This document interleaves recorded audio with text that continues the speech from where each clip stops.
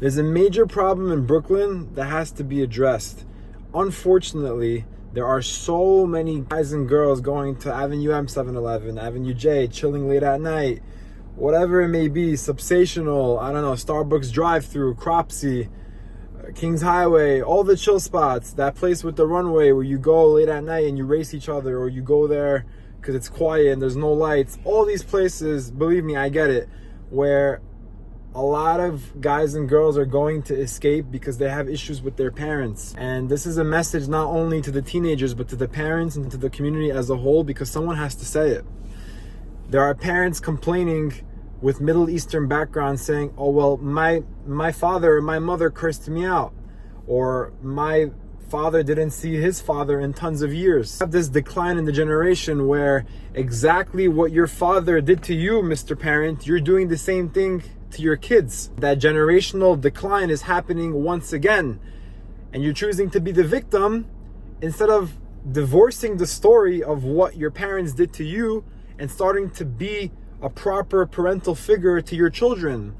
And it's scary because there are so many kids with such good midah, such pure neshamas, and they're choosing to go and to smoke a blunt, or to go, go on Snapchat and to find a girl to get with, or to go and to drink away their problems, to choose to escape, because the emotional burden of I need emotional support from my parents is so strong, and it's so understandable, and it breaks my heart to even see it and to hear it and to deal with people that have it, that it's like, okay, I'm going to easily just go and escape because it's the easier thing to do. And what is this person doing when he or she is escaping? They're making the problem deeper, and they're furthering the knife into their wound because it's not helping them. They're choosing to escape the problem instead of to face it. And you can't expect from the kid to face it. There's two things that have to happen here.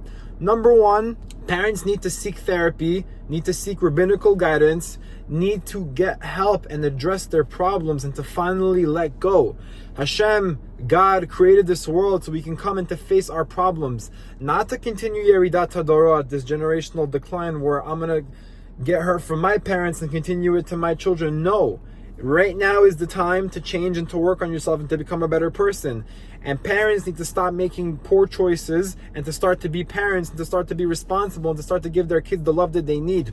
Do you know the value of one hug? Do you know the value of saying one nice thing to your kid? Do you know that nowadays the kids, the teenagers, they're so mature and they understand things in such a deep level.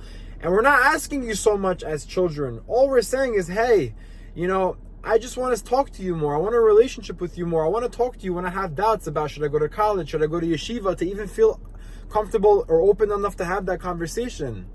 I just want to talk about things with my parents because I love you and you're the only person that I can talk to about these things. And we take these midot that are passed on from generations, and this is not a direct hit to Syrian, Moroccan, Bukharian. Every Middle Eastern person has this problem, and you see it, and it's really ruining the quality of life. It's ruining the relationships that we have with our parents, and it's transgressing so many problems. And it's scary because Hashem says in the Gemara in Masechet Kiddushin that when there's a problem between family, Hashem says, I'm happy that I left that situation, because if I was in between the family, it would hurt me. It would hurt my presence.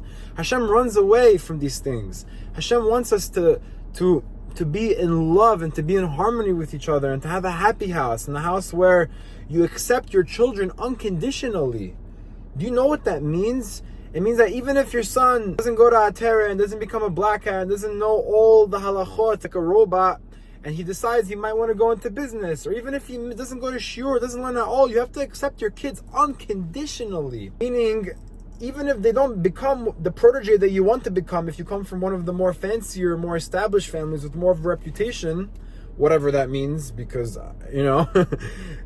it doesn't mean anything. There shouldn't be so much expectation and pressure put on children to come and to fulfill this legacy and this kavod and this, it's gaiva, it's egotistical, and it's not rooted by anything healthy or by anything that Hashem wants.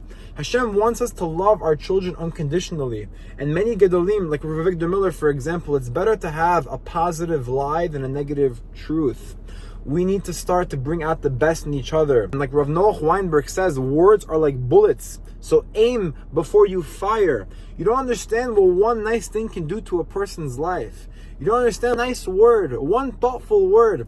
And even if you're one of the Middle Eastern parents, just try your best. The younger generation is smart. We absorb the love, even though you're not saying it, but we see it. The younger generation is very, very clever, and we know how to absorb love from where we can get it.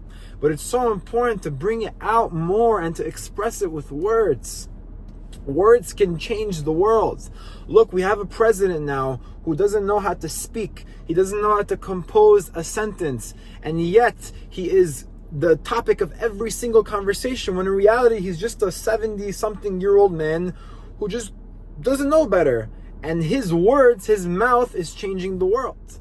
Now, what I'm telling you as a humble 23-year-old person who doesn't know anything is that your mouth, whether it be the parents or the children, mainly to the parents, your mouth can change your child's world. And that's really the message. Your mouth has the potential to change your son or daughter's life. I had a rabbi in yeshiva. One time we're talking on the phone and his daughter's about to leave the house and he tells me, Jonathan, 1 second. He goes to his daughter and he tells her, I love you, you look beautiful, you look amazing. And if all the conversations we had was for this one moment, it was all worth it. I asked him, Rabbi, why did you go to your daughter and tell her that you love her before she leaves the house and that she looks good? I heard him in the background. And he said, Jonathan, if I'm not going to go and tell her that she looks good and that she's beautiful and that I love her and that I care about her 100 times a day, and the same thing to my wife and etc., they're going to go and look for these compliments somewhere else. Chas v'shalom. And that is what's happening in Brooklyn. It is not a complicated issue. It is not something that is so genius and mind-blowing. It's very simple. Do not be cheap with your words. We can give millions of dollars to build the nicest houses with the most updated interior and the most beautiful synagogues and shuls. But when it comes to words, we're so cheap. It doesn't make any sense.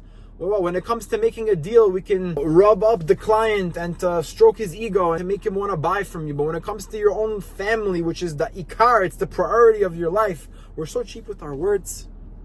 Like, come on, guys and girls and parents and Jewish community, we could do better. And it's in fact quite simple. And I never made a video like this, but it's something that I've been wanting to say for a long time. So, sorry, not sorry, this has to be said. And if you're watching this video, go right now and start to make a change. It's so simple to just start to say how you feel. When you tell a person how you feel about them, they feel closer to you because they don't have to go and think, well, what is he thinking about me? This is, by the way, like a key advice to relationships and to Shalom Bayit. Tell the people that you care about and that you're living for and doing everything for in your life and working towards how you feel about them. Because building is not just external, it's internal. And yes, it's possible to be besimcha and to be flowing and to have that energy all day, but we have to work for it. The same way we go and we work for Parnasah, the same way we go and we sit and learn and we go to acquire Torah, and the same way we go and do anything in life, we have to work to build the internal. The heart also needs to be built up. The tears is the sweat of the heart. The heart is everything. And Hashem, Karov Hashem Nishber Elev, Hashem is closest to the people with a broken heart. So the good news to people that are broken and downtrodden, Hashem is very close to you. But more good news is that it's time to finally build things up, and it's time to fix our family dynamic, it's time to fix our lives, and it's time to bring home our children.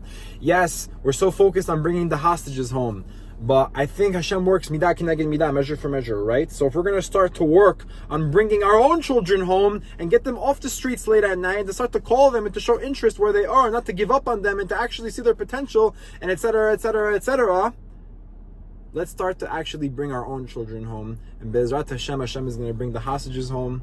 Mashiach Tzidkenu is going to come, and everything's going to be fine. It all starts with stopping to be cheap with our words and to start to love people unconditionally. Ahava in Hebrew means love. In the middle of the word ahava is have. Have means to give unconditionally. We need to start giving our words unconditionally, our love, our actions, everything has to come together unconditionally to emulate Hashem and to build a beautiful community. And this is not by any means a message to her or to offend anyone. This is the truth and it had to be said. I love you all. Thank you for supporting the content. Please share this video with someone that has to hear it.